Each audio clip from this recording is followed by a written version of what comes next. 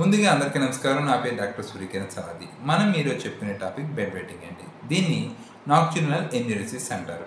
ఇది సాధారణంగా పిల్లల్లో 5 సంవత్సరాల వరకు సహజంగా ఉంటుంది. 5 సంవత్సరాలు పైబడిన వాళ్ళ పిల్లలకు కూడా ఈ యొక్క బెడ్ వెయిటింగ్ సమస్య ఉందంటే కనుక ఖచ్చితంగా మనం ఐడెంటిఫై చేసుకోవాలి. ఐడెంటిఫై చేసుకుని కొన్ని జాగ్రత్తలు పాటించాలి. సాధారణంగా ఎలా ఈ యొక్క బెడ్ వెయిటింగ్ సమస్య ఉన్న పిల్లలు మనకి 4 o'clock ఈవినింగ్ 4 o'clock కల్లా వాటర్ ఇంటికి తగ్గించాలి.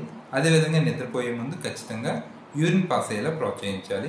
అదేవిధంగా పేరెంట్స్ వాళ్ళని తిట్టకుండా, అదేవిధంగా క్రిటిసైజ్ చేయకుండా వాళ్ళని ఎంకరేజ్ చేయగలిగితే కనుక దీన్ని మనం ఈజీగా తగ్గించవచ్చు.